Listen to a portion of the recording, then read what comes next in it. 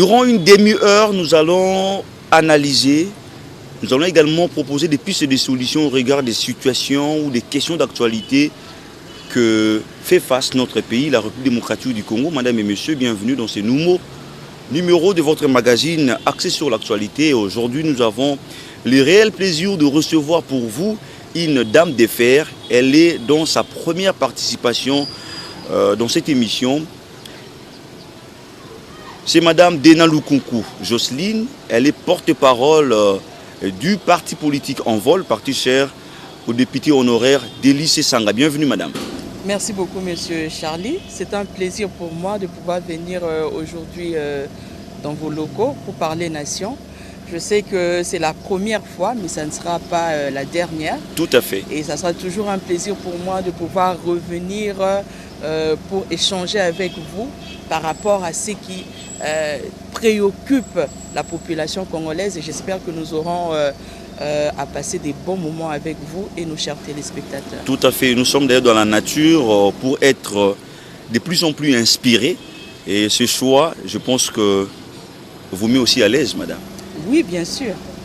D'entrée de jeu, je l'ai dit à l'annonce, vous êtes la bouche autorisée de Envol, parti cher au député honoraire Délice Sanga. Aujourd'hui, vous vous retrouvez là comme porte-parole. D'abord, quelles sont vos impressions par rapport à ces choix que Délice Sanga a portés sur votre modeste personne?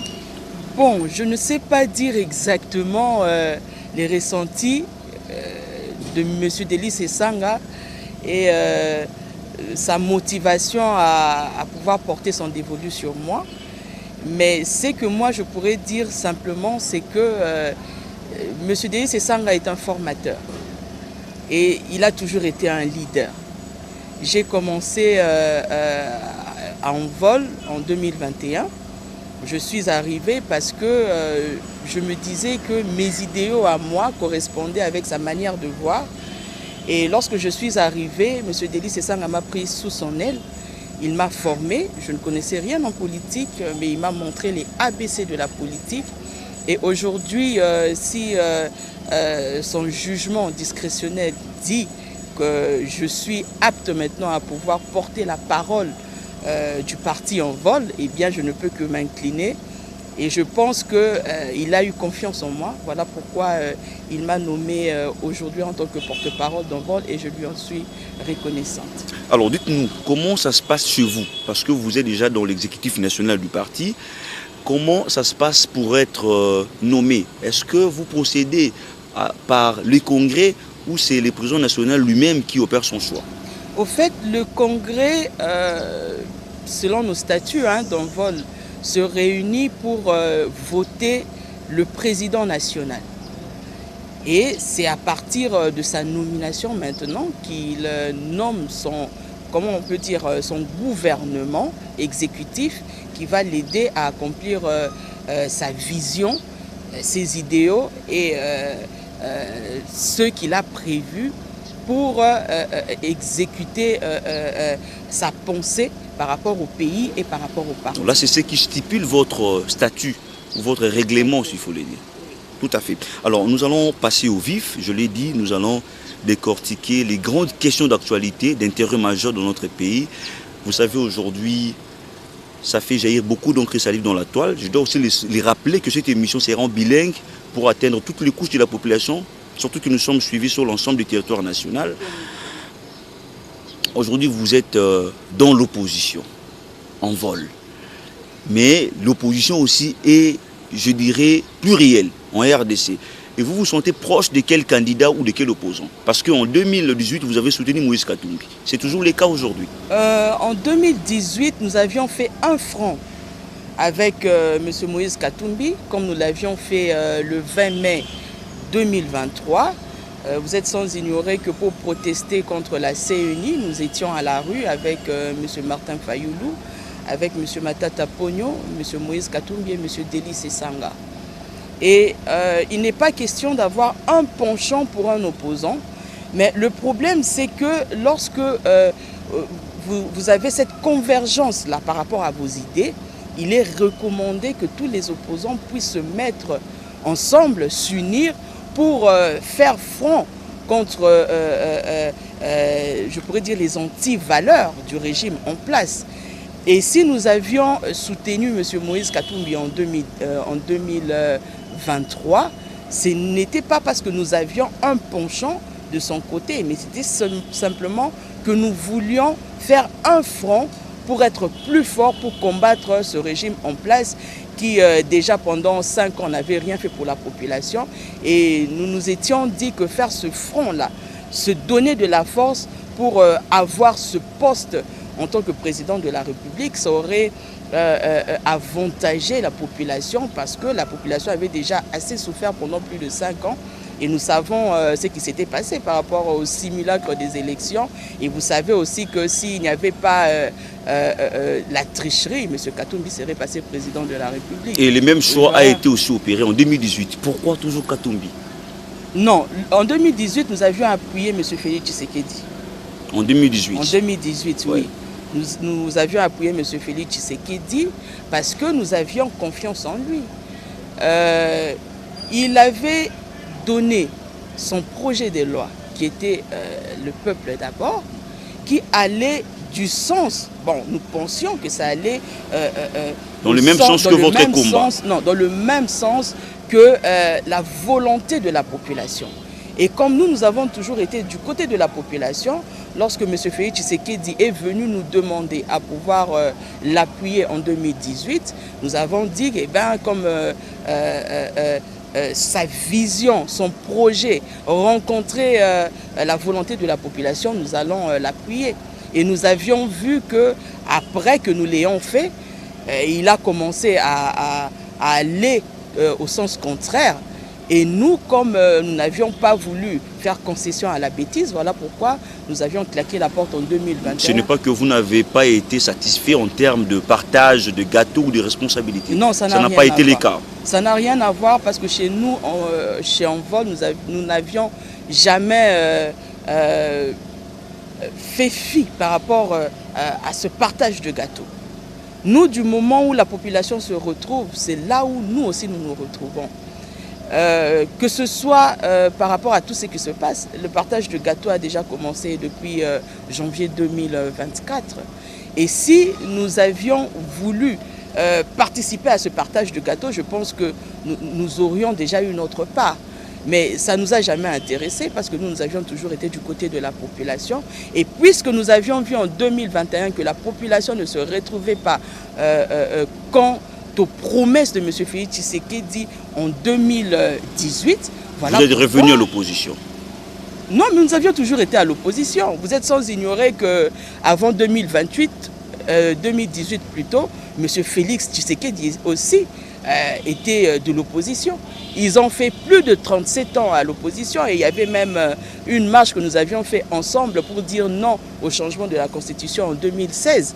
Donc M. Félix Tshisekedi, avant d'être enivré du lait et des avantages dus au pouvoir, il était du côté de la population, il était du côté de l'opposition. Et après avoir rejeté la population, c'est comme ça que nous nous sommes désolidarisés de lui. Et aux élections de décembre dernier, vous vous êtes revenu chez Moïse Katumbi, votre ancien partenaire. Nous ne sommes pas revenus chez Moïse Katumbi. Nous avions toujours eu des bons rapports, même jusqu'aujourd'hui, avec M. Moïse Katumbi. Ça n'a jamais changé. Le problème, c'est qu'en politique, vous devez comprendre qu'il y a des discordances et il y a des convergences. Nous n'avons pas la même structure, nous n'avons pas les mêmes idéaux, nous n'avons pas les mêmes pensées. Parce qu'Envol aujourd'hui a ses idéaux, aujourd'hui Envol a son statut et aujourd'hui Envol a sa manière de voir les choses. Et c'est de la même manière pour Ensemble, c'est de la même manière pour ESIDE. Et si par rapport à nos idéaux, par rapport à notre manière de voir les choses, si nous voyons qu'il n'y a pas de convergence par rapport à cela, nous ne pouvons pas aller dans leur sens. Okay. Et c'est ça. Ça ne veut pas dire que les opposants ne s'entendent pas, mais ça voudrait juste dire que dans ce contexte-là, nous ne sommes pas convergents par rapport à nos idées. Et c'est ça. Et lorsque il y a divergence, c'est comme ça que nous ne pouvons pas nous mettre ensemble. Mais si nous avons des idées communes, si nous avons une convergence par rapport à des idéaux quelconques, voilà pourquoi vous avez vu qu'en 2023, le 20 mai, nous nous étions mis ensemble. Et pendant les élections de 2023, nous nous étions aussi mis ensemble avec M. Moïse Katumbi. Et nous nous sommes séparés juste par cette divergence-là par rapport à l'idée de vouloir assister au porte-parole là. Nous avions dit que nous ne voulons pas du partage de gâteau parce que nous savons que bien que c'est constitutionnel. Bien que c'est constitutionnel. Okay. Là, il n'y a aucun souci. Mais nous disons que la population ne se retrouve pas dans cette histoire de porte-parole de l'opposition. Et vous êtes sans ignorer que cette proposition de loi avait même été donnée par M. Délice Sanga. Mais nous voyons que déjà, premièrement, M. Félix Tshisekedi n'a jamais été quelqu'un de loyal. Il n'a jamais réalisé ses promesses, ni à la population congolaise, ni avec les gens avec qui il a des accords. Alors comme nous avions dit plus tôt que nous ne voulons plus faire concession à la bêtise, nous nous sommes dit que nous n'allons plus entrer dans le jeu de M. Félix Tshisekedi à vouloir partager le gâteau. Et c'est ce que nous avions fait. Et M. Moïse Katumbi, lorsqu'il s'est dit vouloir affronter ce poste-là de porte-parole de l'opposition, comme nous étions convergents par rapport à cette idée, alors nous sommes allés dans le sens opposé. Okay. Mais ça ne veut pas dire, pas en queue de poisson, dans le sens opposé. D'accord. Vous voyez, et vous voyez même que dans la Bible, Lot et Abraham, ils s'étaient séparés à un moment donné. C'est parce qu'ils n'avaient pas les mêmes idées. Mais ça ne voudrait pas dire qu'ils cessent d'être frères. Et c'est ça. Ça ne veut pas dire aujourd'hui que nous nous entendons plus avec M. Moïse Katumbi. Nous nous sommes toujours entendus avec lui. Nous avons toujours des bons rapports. Mais c'est seulement que dans des points divergents, lorsque ça demande que nous puissions aller dans le sens opposé, eh bien on le fait. Alors aujourd'hui, vos relations, vous savez, d'autres partenaires de l'opposition sont bonnes. Nous avons des bonnes relations. Là, il n'y a aucun souci. Okay. Mais c'est seulement par rapport aux idéaux et par rapport à notre façon de voir les choses. Avant de parler de ces sujets qui jaillissent beaucoup d'encre salive dans la toile, je reçois ici la bouche autorisée de Envol, parti cher à l'honorable Délice Sanga. Il semble que votre leader n'est plus au pays, il est en exil. Cela s'avère vrai ou faux? Non, d'abord, c'est que ceux qui nous suivent doivent savoir, c'est que M. Délice Sanga est d'abord un avocat pratiquant de renommée internationale. Il est du barreau de Paris et en tant qu'avocat, il a le droit de voyager et aller plaider pour ses clients. Là, c'est pour le compte de sa vie professionnelle. C'est pour le compte de sa vie professionnelle. Il a ses affaires qu'il entreprend. Et ça ne voudrait pas dire que comme il n'est plus député, il arrête de vivre. Donc présentement là, M. Délice Sanga est bel et bien à Kinshasa. En RDC. Il est en RDC, il continue à faire ses affaires. Il n'est pas en exil. Non, il n'est pas en exil. Il irait en exil pourquoi? Il n'a tué personne. Ah, c'est un citoyen congolais de père et de mère. Et avec ses deux mains, ses deux paumes de main qui sont blanches. Et là, on ne peut pas lui interdire de vivre et de se mouvoir librement en République démocratique du Congo. Et il est bel et bien là. S'il faudrait qu'il aille surveiller ses affaires à l'étranger, il y va et il n'y a pas de problème par rapport à cela. Alors, mais il se porte très bien, il est en République démocratique du Congo actuellement, même précisément à Kinshasa. D'accord, merci pour cette précision parce que ça a donné lieu aux rumeurs. Et aujourd'hui, voilà pourquoi je tenais à vous avoir pour justement nous préciser sur cette question. Alors vous et moi connaissons très bien ce qui se passe dans notre pays en rapport avec la Constitution. Déjà, du côté de l'UDPS, parti au pouvoir, la campagne est déjà lancée par Augustin Kabouya. Il demande à la population, il sensibilise la population à accepter cette proposition. Pourquoi vous, de Envol, vous n'en êtes pas d'accord? Vous savez, M. Charlie, nous allons d'abord prendre l'exemple des États-Unis d'Amérique, qui a sa constitution, maintenant ça va faire plus de 200 ans, qui n'a jamais été changée. C'est vrai que l'œuvre humaine est perfectible. Voilà. Elle n'est pas du tout parfaite. Elle n'est pas parfaite. Okay. Mais le problème, ce n'est pas du fond. Ce n'est pas, je pourrais dire, de la forme, mais c'est le fond du problème. Parce qu'aujourd'hui, il n'y a pas opportunité de pouvoir parler de la révision constitutionnelle. Dans notre pays. Vous êtes sans ignorer qu'en 2019, nous, en vol, nous avions fait une proposition par rapport aux réformes de la Constitution. Et nous avions énuméré explicitement quels étaient les articles qui devaient subir une révision. Et par rapport à ça, lorsque vous comparez avec l'UDPS aujourd'hui, qui veulent à tout prix changer la Constitution, alors que cette Constitution-là ne prévoit même pas en elle-même son changement, la Constitution aujourd'hui ne prévoit même pas le référendum. Sauf au cas où les deux chambres ne s'entendaient pas, alors la Constitution a prévu assez que le peuple puisse jouer en arbitrage pour trancher le problème. Voilà. Et aujourd'hui, l'UDPS ne nous dit pas quels sont ces dispositifs de la Constitution que l'on doit changer. Et vous ne devez pas oublier, M. Charlie, que la Constitution est au fait la fondation d'un pays. Voilà pourquoi vous voyez que lorsqu'un président prête serment, il le prête sur la Constitution. Parce qu'au fait, la Constitution est en soi un parchemin. C'est cette loi-là qui dirige la République démocratique du Congo. Que tout le monde est censé obéir et respecter. Voilà. Et aujourd'hui, la Constitution ne peut pas être changée selon les humeurs des personnes, des individus. Vous aviez vu que en 1964, il y avait une Constitution qui avait été élaborée pour la République démocratique du Congo, pour que ça ne puisse pas être dirigé en jungle. Parce que normalement, lorsqu'il y a un groupe d'individus, il y a un groupe de citoyens, il doit y avoir une loi pour pouvoir les guider. Voilà pourquoi les colons, les Belges, lorsqu'ils ont donné l'indépendance aux Congolais, il s'est fait qu'il y avait un temps d'attente de 1960 à 1964 pour pouvoir élaborer cette constitution qui va permettre aux Congolais de pouvoir avoir une ligne de conduite. Et vous voyez que lorsque Mobutu est arrivé en 1967, il s'est confectionné sa propre constitution et il a commencé à vivre dans la dictature.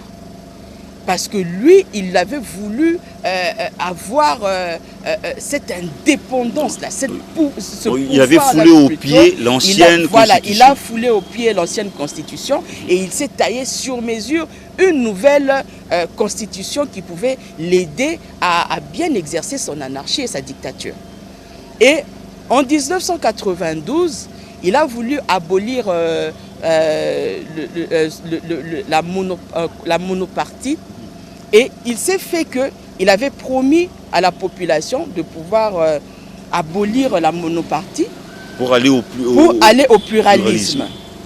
Et en tant que dictateur, vous êtes d'accord avec moi qu'il n'a même pas su accomplir ses promesses données à la population. Il a tout fait pour étouffer les autres partis qui devaient naître.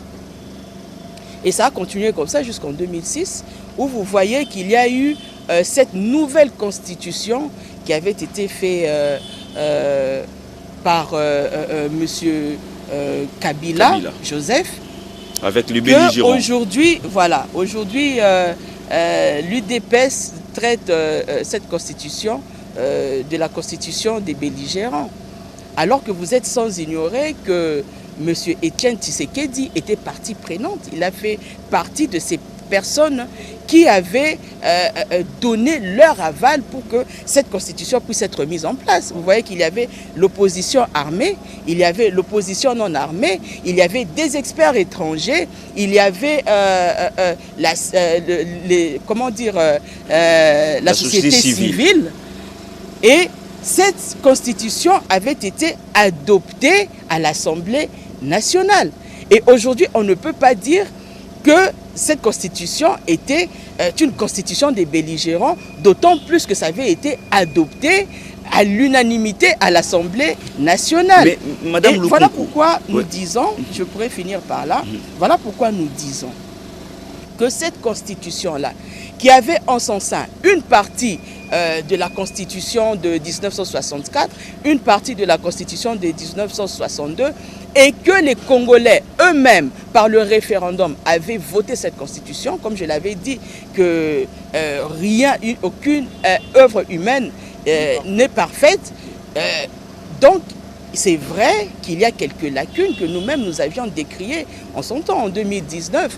Mais il ne faudrait pas que l'UDPS vienne nous dire aujourd'hui qu'il faudrait changer la Constitution. Il faudrait que l'UDPS aujourd'hui fasse comme Envol en 2019, qu'il dise à la population qu'il y a telle disposition de loi qu'il faudrait retoucher. Et c'est maintenant à la population congolaise, en tant que peuple souverain, de pouvoir donner son mot. Parce qu'aujourd'hui, on oublie que la population est souveraine. On oublie aujourd'hui que la population a un mot à dire.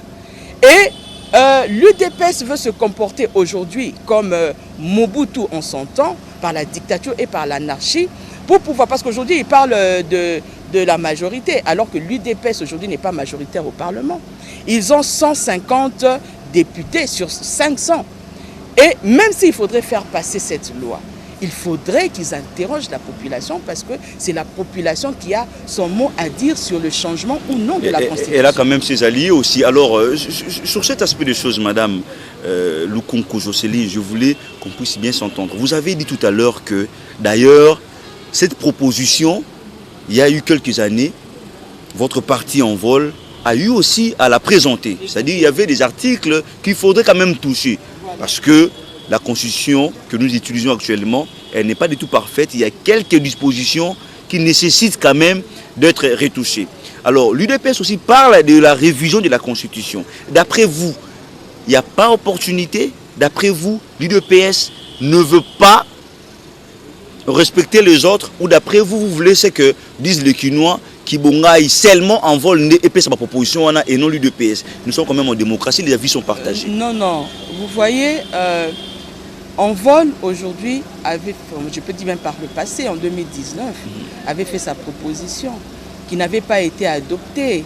Parce qu'en son temps, l'UDPS ne voyait pas l'opportunité de pouvoir, ou disons la majorité au Parlement, ne voyait pas l'opportunité de pouvoir changer ces dispositions de loi.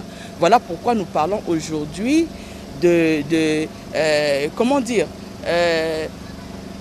que aujourd'hui la Constitution ne peut pas être changée aux dépens des humeurs des individus. En 2019, la majorité ne se sentait pas prête à pouvoir changer les dispositions de la Constitution.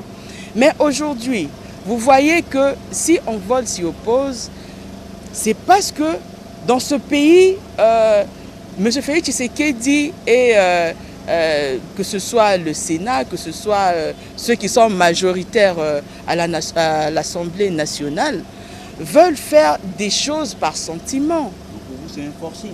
S'il vous plaît, c'est vraiment un forcing. Parce que M. Félix Tshisekedi ne respecte pas les lois. Nous l'avions dit en son temps que l'état de siège était une mauvaise décision. Mais M. Félix Tshisekedi avait crié sur le toit que l'état de siège était sa décision et qu'il l'avait mis en place pour finir la guerre à l'Est. Et il ne lèvera jamais cet état de siège jusqu'à ce que ces militaires mis en place dans ces provinces puissent terminer ou mettre fin à la guerre de l'Est. Et vous voyez que dans cette même constitution, l'article 219 interdit toute réforme lorsque le pays est sous état de siège.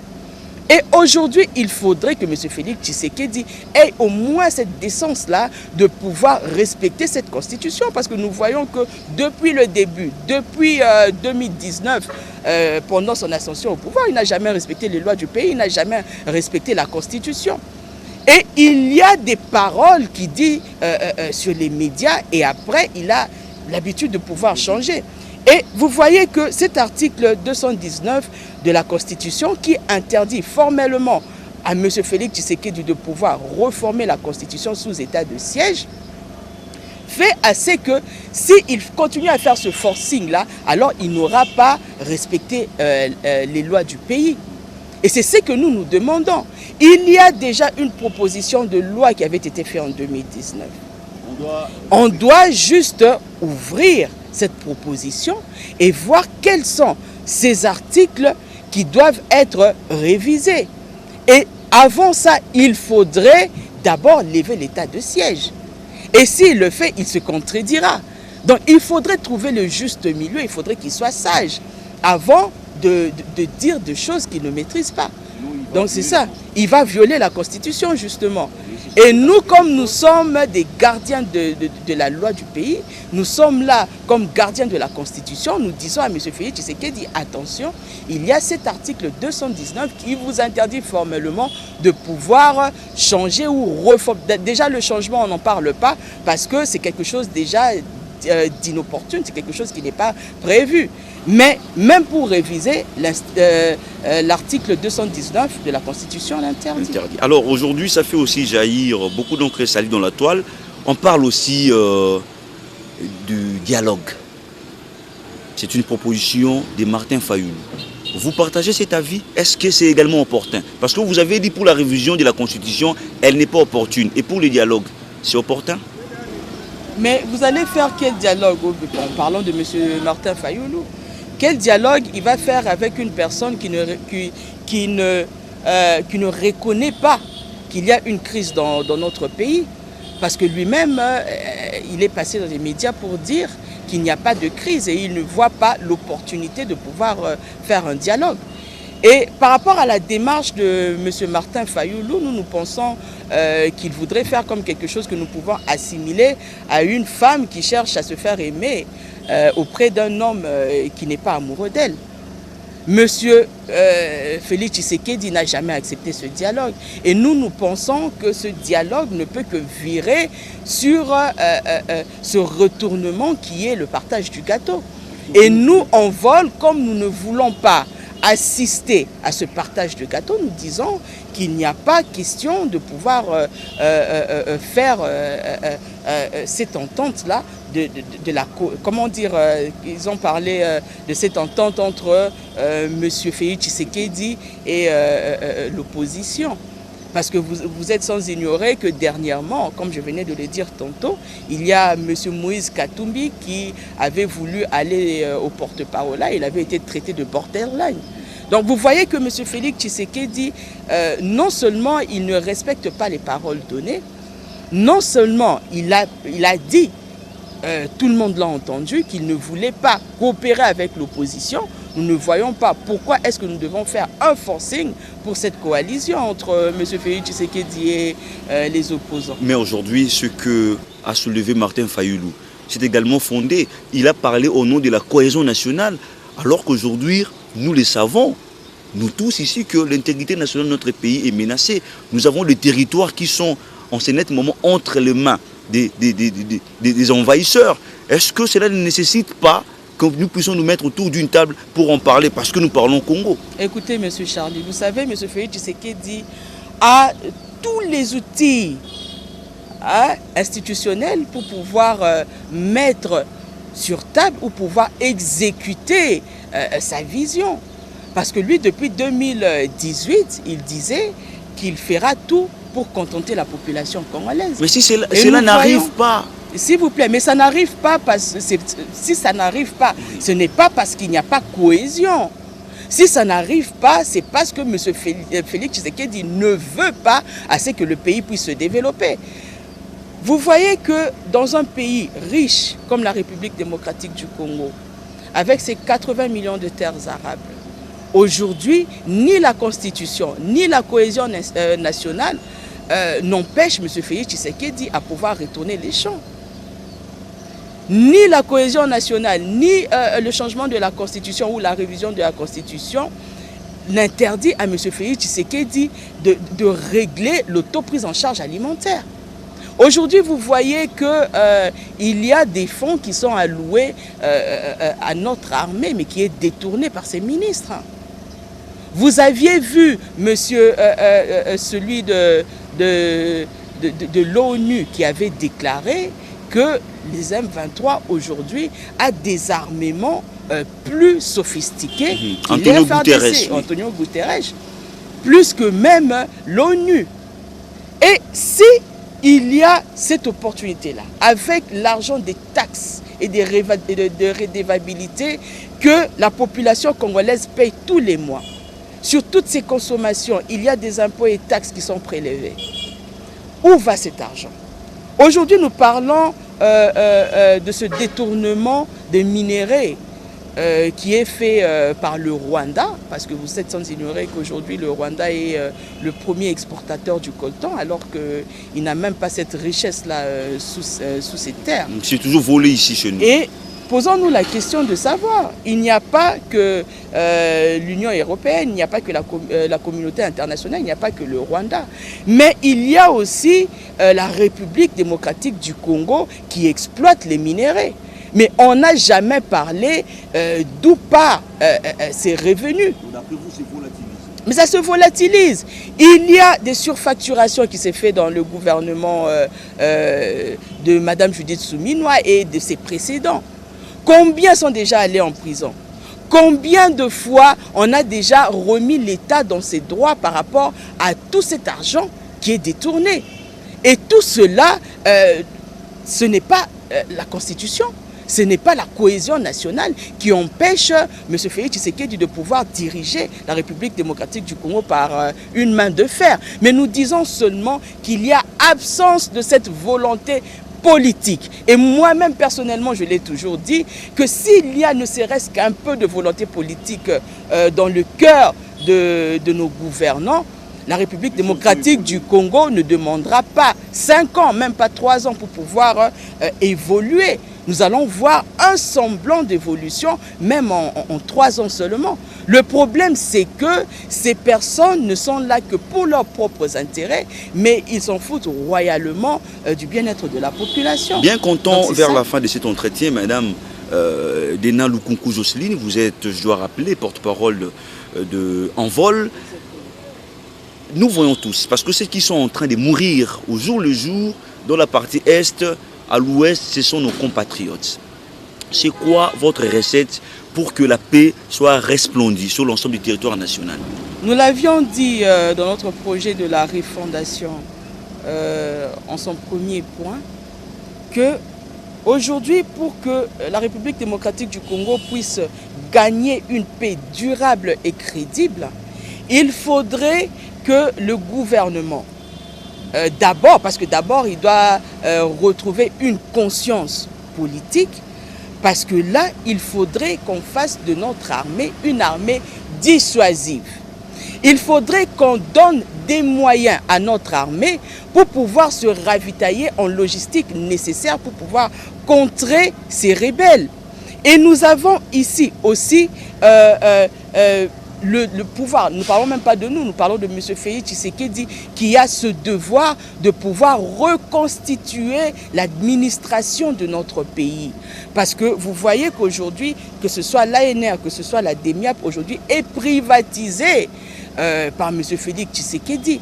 Alors que cette structure de sécurité est celle qui doit en principe, parce que là, lorsqu'on parle de l'infiltration dans notre armée, il revenait à l'ANR et au service de sécurité de pouvoir exfiltrer ou extraire ces infiltrés dans l'armée. Et ce n'est pas le travail qu'ils sont en train de faire. Aujourd'hui, vous voyez que la DEMIAP et l'ANR ne sont là que pour museler l'opposition, pour les torturer dans leurs cachots clandestins. Et aujourd'hui, ils ne font pas le travail qui leur est assigné.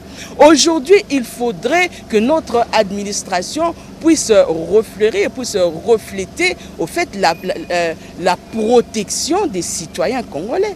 Nous voyons que dans nos frontières, il y a cette passivité par rapport aux allées et venues des Rwandais qui viennent et qui repartent.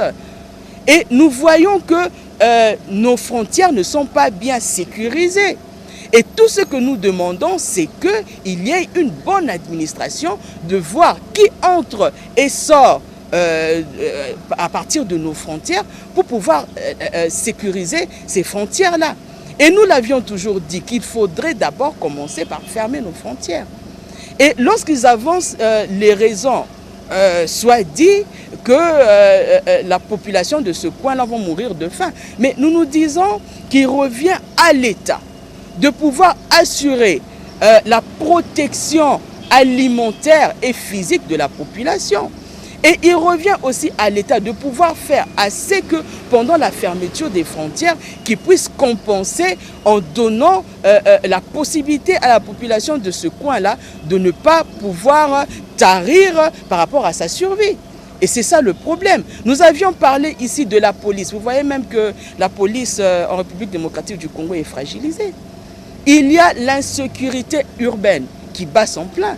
Ce n'est même plus à Kinshasa, nous le voyons même dans les provinces. Et aujourd'hui, vous voyez que la police qui n'est pas expérimentée, qui n'est pas formée, ne sait pas comment prendre position ou défendre la population. On sent quand même les efforts du VPM actuel qui est là, à travers ses activités, on sent quand même qu'il faut énormément d'efforts, bien que ce n'est pas vraiment remarquable, mais il y a des efforts quand même. Quelle brigade de la police a déjà été formée depuis qu'il est ministre de la Défense?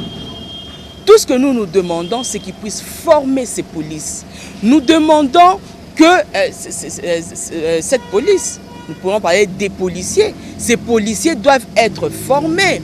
Les militaires doivent être formés. Parce que vous êtes d'accord avec moi qu'au front, il y a ceux qui sont allés, ça va faire plus de 20 ans maintenant, qui ne sont pas remplacés par d'autres militaires expérimentés qui ont fait famille. Et qui aujourd'hui, il y a d'autres même qui ont fait, qui se sont mélangés même avec les Rwandais, qui se sont mélangés même avec ces rebelles.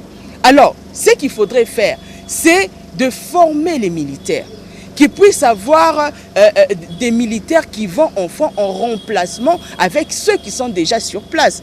Et c'est ce qui va faire qu'il y aura une efficacité par rapport... Sur terrain. Voilà, okay. Par rapport à cette contre-attaque sur terrain. D'accord. Et c'est ça le problème. Voilà pourquoi nous avons dit qu'il ne manque juste que cette volonté politique-là pour pouvoir faire de notre armée une armée dissuasive. Parce que vous voyez qu'il y a des fonds qui sont alloués et qui sont détournés. Alors que si tous ces fonds-là étaient redirigés vers notre armée, il y aurait eu évolution par rapport... Voilà, il y aurait eu cette évolution par rapport à la défense de notre pays. Et c'est ce qui n'est pas encore fait jusque-là. On arrive sûrement à la fin de cette émission. Madame Dena Lukunku Jocelyne, il me reste justement deux petites questions. Aujourd'hui, nous vivons au pays. Tout ce que vous venez de dire, c'est fondé, c'est bien, parce que nous sommes là pour contribuer à l'évolution de notre pays, bien qu'on soit de l'opposition, à la société civile ou au pouvoir. Nous parlons Congo. Vous êtes là, vous vivez ici en RDC, le gouvernement souminois est déjà là. Je pense que 100 jours venaient de passer. Comment vous appréciez également l'élan de ce gouvernement?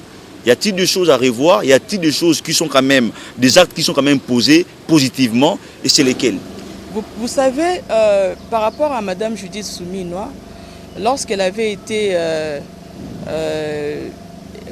nommée Premier ministre, j'étais, pour ne pas dire la seule dans mon parti, qui avait demandé à ce qu'on lui donne cette chance-là, en tant que femme intellectuelle, de pouvoir emmener un souffle nouveau en République démocratique du Congo. Et moi, je pense qu'elle a failli à ses obligations.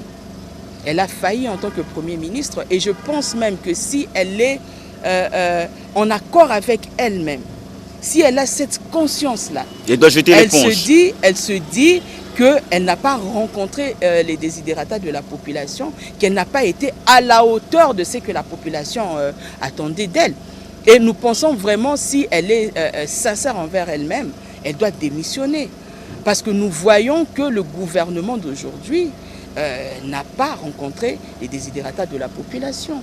Nous voyons que, bien qu'il n'y a pas longtemps de cela, j'ai suivi son interview, où elle vantait le fait que le carburant a baissé de prix. Mais nous voyons qu'il n'y a pas eu de suivi. Au fait, le problème, c'est que notre pays n'est pas gouverné. Vous baissez le carburant, mais vous ne faites pas un suivi pour voir exactement si les prix ou les tarifs du transport a réellement baissé, si le tarif du transport a réellement suivi.